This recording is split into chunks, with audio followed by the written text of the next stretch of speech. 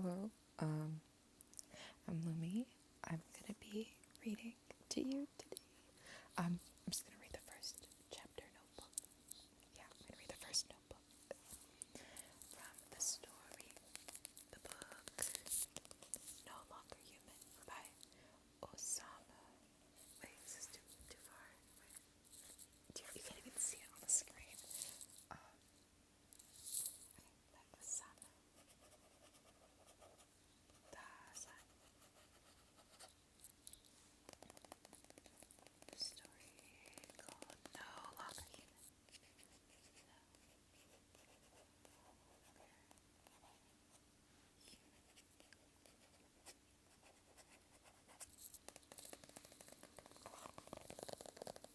We're gonna skip the translator's notes because I don't feel like reading that personally.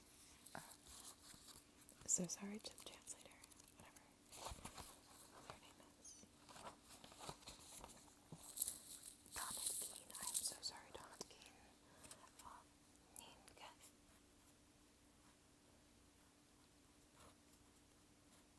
Shikoku.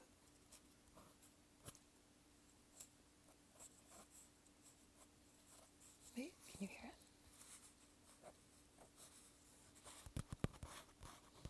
I hope we can. I know, because it's like right here. It's okay, it's okay. My phone off of me. Okay.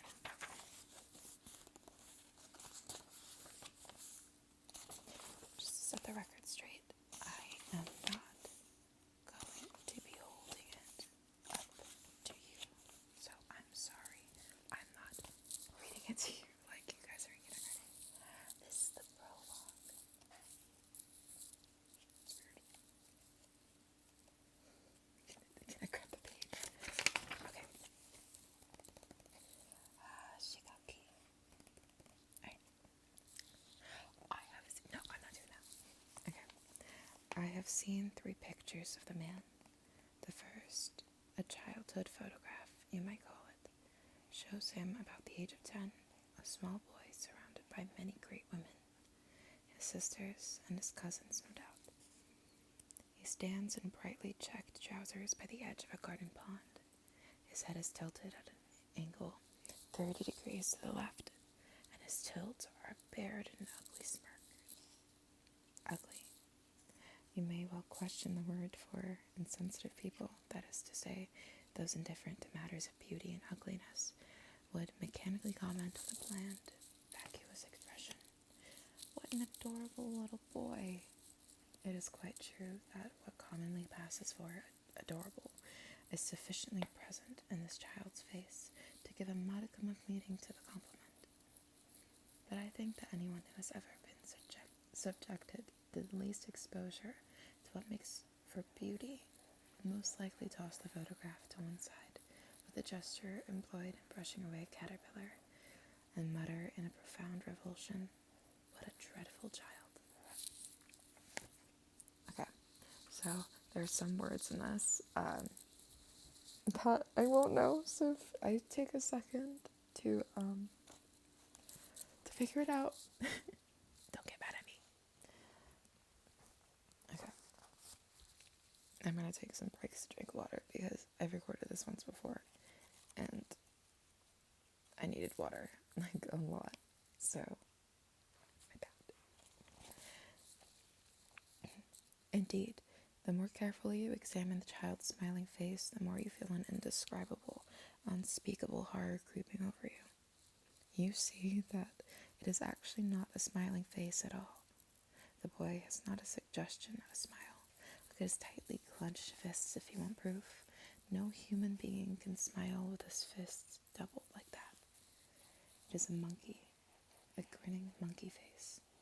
The smile is nothing more than a puckering of ugly wrinkles. The photograph reproduces an expression so freakish and at the same time so unclean and even nauseating that your impulse is to say, "What a wizened, hideous little boy." I have never seen a child with such an unaccountable expression. The face in the second snapshot is startlingly unlike the first. He is a student in this picture, although it is not unclear whether it dates from high school or college days. At any rate, he is now extraordinarily handsome. But here again in the face fails inexplicably to give the impression of belonging to a living human being.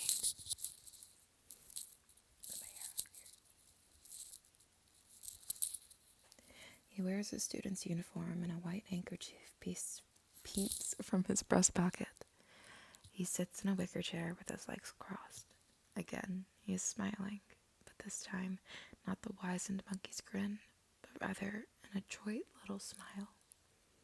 And yet, somehow it is not the smile of a human being. It utterly lacks substance, all of what we might call the heaviness of blood, or perhaps the solidity of human life. It has not even a bird's weight. It is merely a blank sheet of paper, light as a feather, and it is smiling. The picture produces, in short, a sensation of complete artificiality. Pretense, insincerity, fatuousness, none of these words quite cover it. And, of course, you couldn't dismiss it simply as dandyism. In fact, if you look carefully, you will begin to feel that there is something strangely unpleasant about this handsome young man. I have never seen a young man whose good looks were so baffling. The remaining photograph is the most monstrous of all. It is quite impossible in this one to even guess the age, though the hair seems to be streaked somewhat with gray. It was taken in the corner of an extraordinarily dirty room. You can plainly see in the picture how the wall is crumbling in 3 places.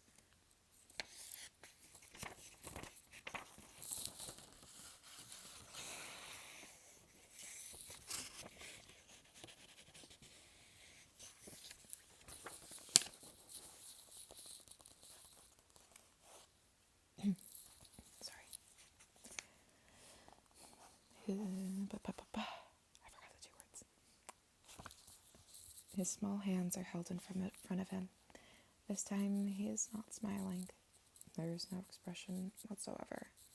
The picture has a genuinely chilling, foreboding quality, as if it caught him in the act of dying as he sat before the camera, his hands held over a heater.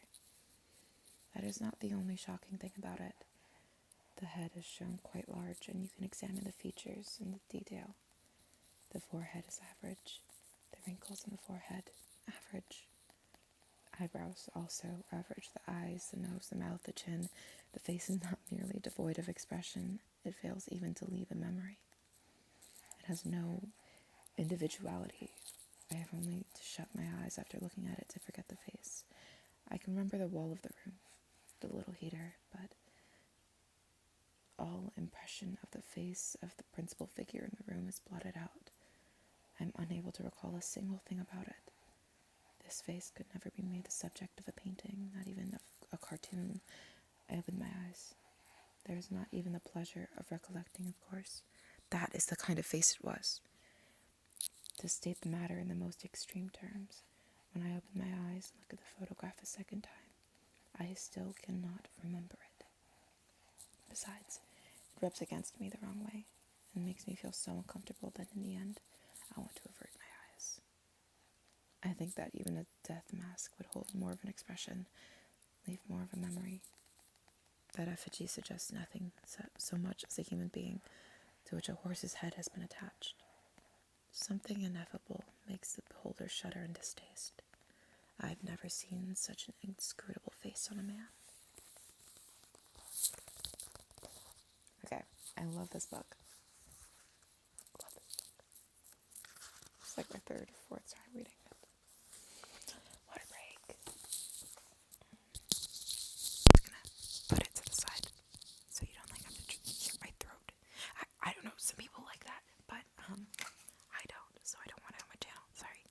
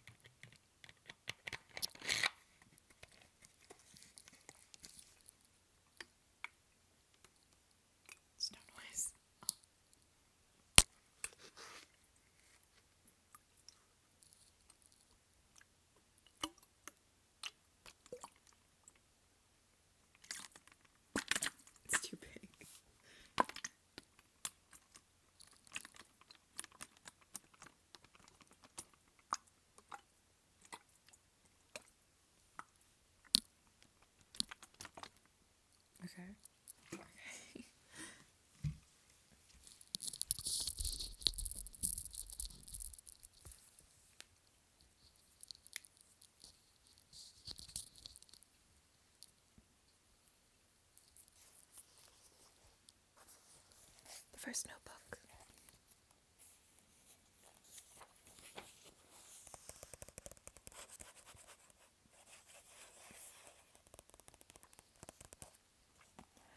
Mine has been a life of much shame. I can't even guess myself what it must be to live the life of a human being. I was born in a village in the Northeast, and it wasn't until I was quite big that I saw my first train. I climbed up and down the station bridge, quite unaware that its function was to permit people to cross from one track to another. I was convinced that the bridge had been provided to lend an exotic touch and to make the station premises a place of pleasant diversity, like some foreign playground. I remained under this delusion for quite a long time, and it was for me a very refined amusement to climb up and down the bridge. I thought that it was one of the most elegant services provided by the railways.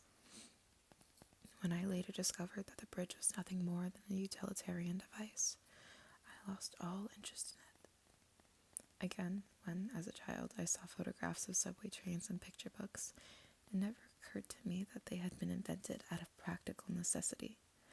I could only suppose that riding underground instead of on the surface must be a novel and delightful pastime. I've been sickly ever since I was a child and have frequently been confined to bed. How often, as I lay there, I used to think of what uninspired decorations sheets and pillowcases make. It wasn't until I was about 20 that I realized they actually served a practical purpose, and this revelation of human dullness stirred dark depression in me. Again, I have never known what it means to be hungry. I don't mean by the statement that I was raised in a well-to-do family. I have no such banal intent. I mean that I have not had the remotest idea of the nature of the sensation of hunger. It sounds peculiar to say it, but I have never been aware that my stomach was empty. When as a boy I returned home from school and the people at home would make a great fuss over me. You must be hungry. Remember what it's like, how terribly hungry you feel by the time you get home from school. How about some jelly beans? There's cake and biscuits too. Seeking to please, as I invariably did, I would mumble that I was hungry and stuff a dozen jelly beans in my mouth. But what they meant by feeling hungry completely escaped me. Of course, I do eat a great deal all the same, but I have almost no recollection of ever having done so out of hunger. Unusual or extravagant things tempt me, and when I go to the house of somebody else, I eat almost everything put before me, even if it takes some effort. As a child, the most painful part of the day was unquestionably mealtime, especially in my home. At my house in the country,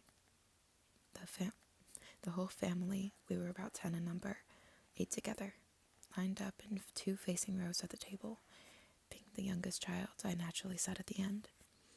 The dining room was dark, and the sight of the 10 or more members of the household eating their lunch or whatever the meal was in gloomy silence was enough to send chills through me.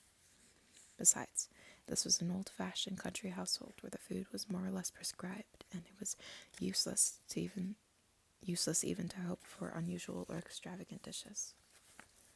I dreaded mealtime more each day. I would sit there at the end of the table in the dimly lit room, trembling all over with the cold. I would lift... Dude, I'm sorry. Let me restart. I would sit there at the end of the table in the dimly lit room, and trembling all over as with the cold, I would lift a few morsels of food to my mouth and push them in. Why must human beings eat 3 meals every single day? What an extraordinarily solemn faces they all make as they eat. I'm really bad at reading. It seems to be some kind of ritual. 3 times every day at the regulated hour, the family gathers in this gloomy room. The places are all laid out in the proper order, and regardless of whether we're hungry or not, we munch on our food in silence, with lowered eyes. Who knows? It may be an act of prayer to propitiate. Did I say that right? Propitiate. Yes. Okay. propitiate whatever spirits may be lurking around the house. At times, I went so far as to think in such terms. Eat or die, the saying goes, but to my ears it just sounded like one more unpleasant threat. Nevertheless, the superstition, I could only think of it as such, always aroused doubt and fear in me. Nothing was so hard for me to understand, so baffling and at the same time so filled with menacing overtones as the commonplace remark, human beings work to earn their bread, for if they don't eat, they die. In other words, you might say that I still have no understanding of what makes a human being tick. My apprehension on discovering that my concept of happiness seemed to be completely at variance with that of everyone else was so great as to make me toss sleeplessly and groan night after night in my bed. It drove me indeed to the brink of lunacy. I wonder if I've actually been happy. People have told me, really more times than I can remember, ever since I was a small boy, how lucky I was. But I've always felt as if I were suffocating in hell. It always seemed to me, in fact, that those who called me lucky were incomparably more fortunate than I have sometimes thought that I have been burdened with a pack of 10 misfortunes, any one of which, if borne by my neighbor, would be enough to make a murderer of him. I simply don't understand. I have not the remotest clue of what the nature or extent of my neighbors' woes can be. Neighbors? Neighbors. Whoa, my bad. Oh, my camera. Okay. I want an actual microphone. It's annoying.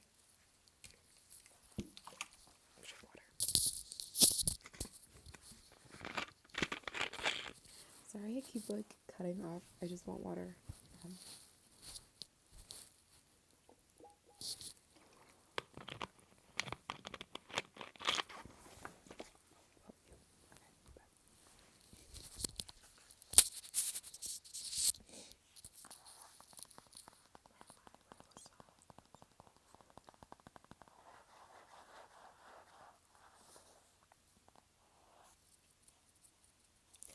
I simply don't understand. I have not the remotest clue of what the nature or extent of my neighbor's woes can be. Practical troubles, griefs that can be assuaged if only there's enough to eat. These may be the most intense of all burning hells, horrible enough to blast to smithereens my 10 misfortunes. That is precisely what I don't understand. If my neighbors manage to survive without killing themselves, without going mad, maintaining an interest in political parties, not yielding to despair, resolutely pursuing the fight for existence, can their griefs really be genuine? Am I wrong in thinking that these people have become such complete egoists and are so convinced of the normality of their way of life that they've never once doubted themselves? If that is the case, their suffering should be easy to bear. They're the common lot of human beings, and perhaps the best one can hope for. I don't know. If you slept soundly at night, the morning is exhilarating, I suppose. What kind of dreams do they have? What do they think about when they walk along the street? Money? Hardly. Couldn't only be that. I seem to have heard the theory advanced that human beings live in order to eat, but I have never heard anyone say that they lived in order to make money. No, and yet in some instances, no, I don't even know that.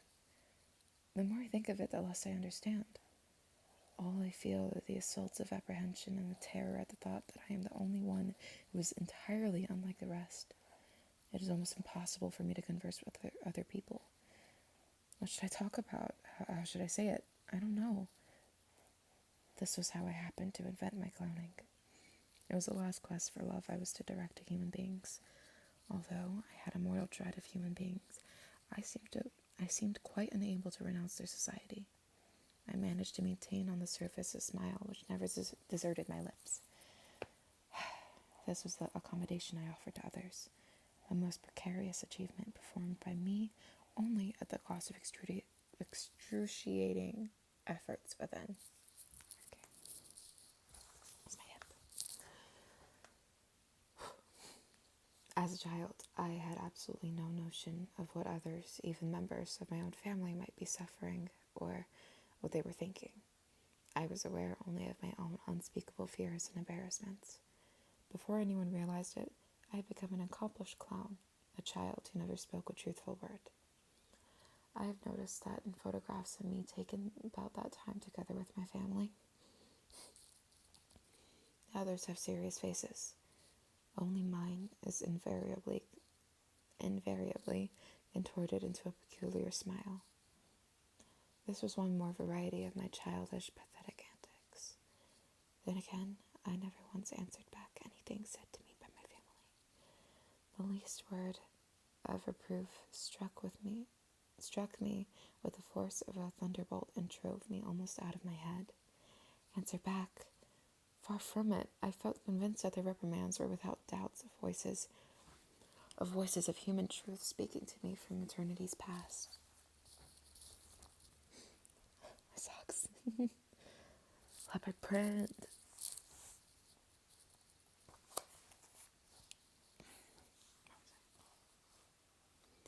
I was obsessed with the idea that since I lacked the strength to act in accordance with this truth, I may have already been disqualified from living amongst human beings. This belief made me incapable of arguments or self-justification. Whenever anyone criticized me, I felt certain that I had been living under the most dreadful misapprehension. I always accepted the attack in silence, though inwardly so terrified as almost to be out of my mind. It is true, I suppose, that nobody finds it exactly pleasant to be criticized or shouted at. But I see in the face of the human being raging at me as a wild animal. But I see in the face of a human being raging at me in a wild animal in its true colors. Why was that so difficult for me? One more horrible than any lion, crocodile, or dragon. People normally seem to be hiding this true nature, but an occasion will arise as when an ox sedately ensconced in a grassy meadow suddenly lashes out with its tail to kill the horsefly on its flank. When anger makes them reveal, in a flash, human nature in all its horror. Seeing this happen has always induced in me a great fear, enough to make my hair stand on end. And at the thought that this nature might be one of the prerequisites for survival as a human being, I have come close to despairing of myself. I've always shook with fright before human beings, unable as I was to feel the least particle of confidence in my ability to speak and act like a human being. I kept my solitary agonies locked in my breast. I kept my melancholy and my agitation hidden, careful lest any trace should be left exposed.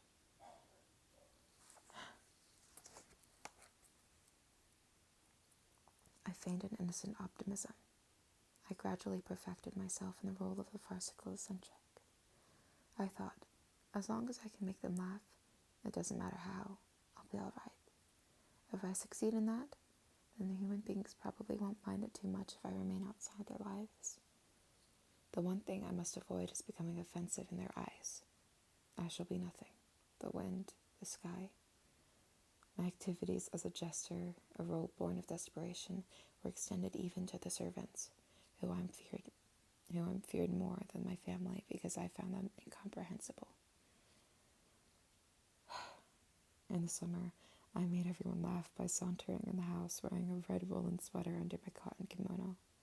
Even my elder brother, who was rarely given to mirth, burst out laughing and commented in intolerably affectionate tones.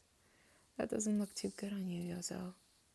But for all my follies, I was not so insensitive to the heat and cold as to walk around in a woolen sweater at the height of the summer. I had pulled my little sister's leggings over my arms, letting just enough stick out at the opening of the sleeves to give the impression that I was wearing a sweater. My father frequently had business in Tokyo and maintained a townhouse for that reason. He spent 2 or 3 weeks of the month at a time in the city, always returning laden with a really staggering quantity of presents, not only for our members of our immediate family, but even for our relatives. It was a kind of hobby on his part. Once, the night before he was to leave for Tokyo, he summoned all the children to the parlor and smilingly asked us what present we would like this time, carefully noting each child's reply in a little book. It was most unusual for father to behave so affectionately with the children. "How about you, Yozo?" he asked, but I could only stammer uncertainly. Whenever I was asked what I wanted, my first impulse was to answer, "Nothing." The thought went through my head that it didn't make any difference, that nothing was going to make me happy. At the same time, I was congenitally unable to refuse anything offered to me by another person, no matter how little it might suit my tastes. When I hated something, I could not pronounce the words, "I don't like it." When I liked something, I tasted it hesitantly, furtively, as though it were extremely bitter. In another case, I was torn by unspeakable fear. In other words, I hadn't the strength to even choose between the two alternatives. In this fact, I believe, lay one of the characteristics which in later years was to develop into a major cause of my life of shame. I remained silent, fidgeting. My father lost a little of his good humor. "Will it be a book for you, or how about a mask for the New Year lion dance?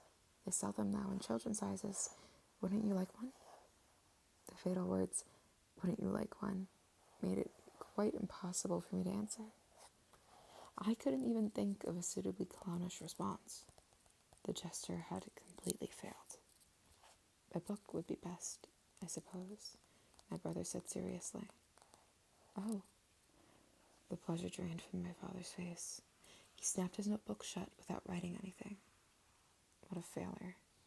Now I had angered my father, and I could be sure that his revenge would be something fearful. That night, as I lay shivering in bed, I tried to think if there was still not some way of redressing the situation. I crept out of bed, tiptoed down to the parlor, and opened the drawer of the desk where my father had most likely put his notebook. I found the book and took it out. I riffled through the pages. Riffled through the pages until I came to the place where he had jotted down a request for presents. I licked the notebook pencil and wrote in big letters, "Lion Mask." This accomplished, I returned to my bed. I had not the faintest wish for a lion mask. In fact, I would have actually preferred a book, but it was obvious that my father wanted to buy me a mask, and my frantic desire to cater to his wishes and restore his good humor had emboldened me to sneak into the parlor in the dead of night. This desperate expedient was rewarded by the great success that I had hoped for. When some days later, my father returned from Tokyo, I overheard him say to mother in a loud voice, I was in the children's room at the time. "What do you think when I opened my book in the toy shop? See, somebody has written here, 'Lion Mask.' It's not my handwriting. For a minute, I couldn't figure it out, but then it came to me. This was some of Yozo's mischief. You know, I asked him what he wanted from Tokyo, but he just stood there, grinning without saying a word. Later, he must have got to wanting that lion mask so badly he couldn't stand it. He's certainly a funny kid. Pretends to not know what he wants, then goes and writes it. If he wanted the mask so much, all he had to do was tell me. I burst out laughing in front of everybody in the toy shop, asked him to come here at once. On another occasion, I assembled all our men and women servants in the foreign-styled room. I got one of the men servants to bang at random on the keys of the piano. Our house was well equipped with the most amenities, even though we were in the country. And I made everyone roar with laughter by cavorting in a wild Indian dance to hit and miss tune. My brother took... Sorry. Where was I? And I made everyone roar with laughter by cavorting in a wild Indian dance to a hit and miss tune. My brother took a flashbulb photograph of me performing my dance. When the picture was developed, you could see my pee-pee through the opening between the handkerchiefs which served for a loincloth. This too occasioned for much merriment. It was perhaps to be accounted a triumph which surpassed my own expectations. I used to subscribe regularly to a dozen or more children's magazines, and for my private reading, ordered books from all sorts from Tokyo. I became an adept in the exploits of Dr. Nonsentius and Dr. Know-it-all, and was intimately acquainted with all manner of spooky stories, tales of adventure, collections of jokes, songs, and the like. I was never short of material for the absurd stories I solemnly related to make the members of my family laugh. But what of my schooling? I was well on the way to winning respect, but the idea of being respected used to intimidate me excessively. My definition of respected man was one who had succeeded almost completely in hoodwinking people, but it was finally seen through by some omnipotent person who had ruined him and made him suffer a shame worse than death. Even supposing I could deceive most human beings into respecting me, one of them would know the truth, and sooner or later, other human beings would learn from him. What would be the wrath and vengeance of those who realized they had been tricked? This was a hair-raising thought. I acquired my reputation at school less because I was the son of a rich family than because, in the vulgar parlance, I had brains. Being a sickly child, I often missed school for a month or two, or even a whole school year at a stretch. Nevertheless, I still returned to school. Still convalescent and in a rikisha, I took the examination at the end of the year. I was always first in my class, thanks to my brains. I never studied, even when I was well. During recitation time at school, I would draw cartoons. In the recess periods, I made the other children in the class laugh at the explanations to my drawings. In the composition class, I wrote nothing but funny stories. My teacher admonished me, but that didn't make me stop, for I knew that he secretly enjoyed my stories. One day, I submitted a story written in a particularly doleful style, recounting how when I was taken by my mother on a train to Tokyo, I had made the water in a spit-in the corner, but at the time, I had not been ignorant that it was a spit-in. I deliberately made my blunder, pretending a childish innocence. I was so sure that the teacher would laugh that I stealthily followed him into the staff room. As soon as he left the classroom,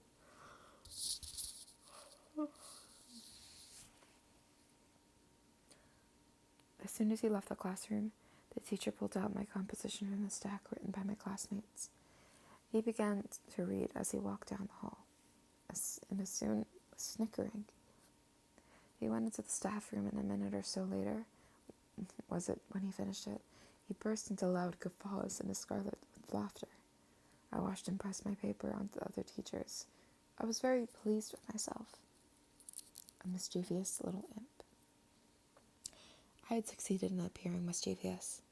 I had succeeded in escaping from being respected. My report card was all A's except for deportment, where it was never better than a C or D.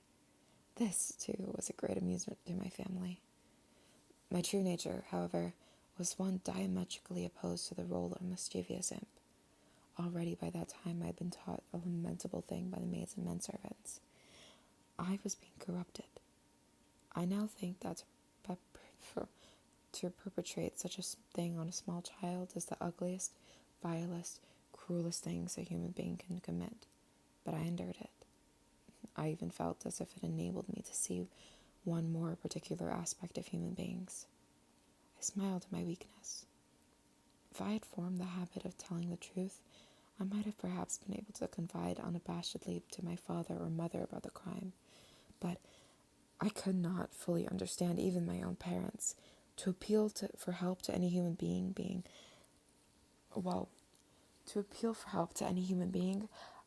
I could expect nothing of that expedient. Supposing I complained to my father or my mother, or to the police, the government, I wondered that in the end I would not be argued into silence by someone with good grace in the world, by excuses of which the world approved. It is only too obvious that favoritism inevitably exists. It would have been useless to complain to human beings. So I said nothing of the truth.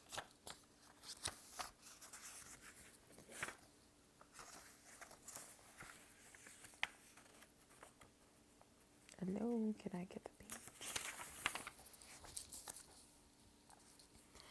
I had no choice but to endure whatever came my way and go on playing the clown. Some perhaps will deride me. What do you mean by not having faith in human beings? When did you become a Christian anyway? I failed to see, however, that a distrust for human beings should not necessarily lead to religion. Is it not true, rather, that human beings, including those who may now be deriding me, are living in mutual distrust, giving not a thought to God or anything else? There was something that happened when I was a small boy. A celebrated figure of the political party to which my father had belonged had come to deliver a speech in our town. When I had been taken by the servants to the theater to hear him.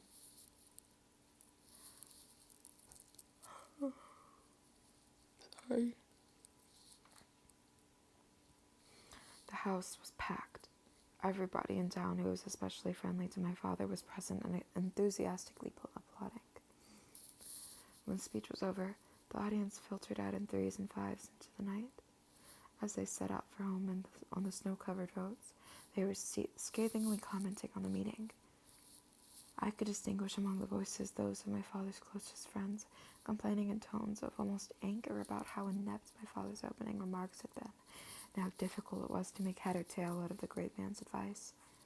Then these men stopped by my house, went into our parlor, and told my father with expressions of genuine delight on their face what a great success the meeting had been. Even the servants, when asked by my mother about the meeting, answered as if there were spontaneous thought that it had really been interesting. These were the self-same servants who had been bitterly complaining on the way home that the political meetings are the most boring things in the world. This, however, is only a minor example. I am convinced that human life is filled with many pure, happy, serene examples of insincerity, truly splendid of their kind, of people deceiving one another without, strangely enough, any wounds being inflicted, of people who seem unaware that they even are deceiving one another. But I have no special interest in instances of my mutual deception. I myself spend the whole day long deceiving human beings with my clowning. I have not been able to work so much concern over the morality prescribed in textbooks of ethics under such names as righteousness. I find it difficult to understand the kind of human being who lives, or who is sure he can live purely, happily, serene while engaged in deceit. Human beings never did teach me that abstruse secret. If only I had known that one thing, I should have never had to dread human beings so, nor should have I opposed myself to human life, nor tasted such torments of hell in every night. In short, I believe the reason why I did not tell anyone about that loathsome crime perpetrated on me by the servants was not because of distrust for human beings, nor, of course, because of Christian leanings, but because of the human beings around me had rigorously sealed me off from the world of trust or distrust. Even my parents at the time displayed attitudes which were hard for me to understand. I also have the impression that many women have been able to instinctively sniff out this loneliness of mine, which I had confided to no one, and this in later years was to become one of the causes of my being's advantage in so many ways. Woman found in me a man who could keep a love secret. Okay, and that is the second book. I am so tired. I don't know if you can tell.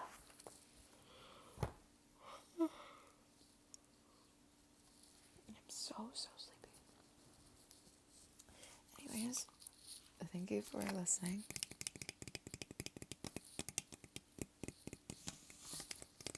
I will record and upload the second notebook soon. But I really just wanted to read this because yeah, I just wanted to read it again. Did you see how worn it is? Whoa, oh my god. I also have the entire Heaven's Official Blessing series. I still haven't read the last book, so maybe I'll force myself to read all of those and then read the last book so I can like catch myself up on them again. Yeah, hopefully I have time to do that. I was also thinking I could read Crime and Punishment because I saw it at my school library and I really wanted to read it. So if I'm gonna record me reading stuff, why not record me reading it? You know, get it done. Yeah. Thank you for listening. I hope you are as interested in this book as I am. I think the first notebook was really good. The second notebook, second half of the second notebook, and the third notebook are my favorite. Like, so good, so good. It gets really good. But yeah, if this was your bedtime story, you are strong. You are a strong human being. Good night, good morning, good afternoon, good evening.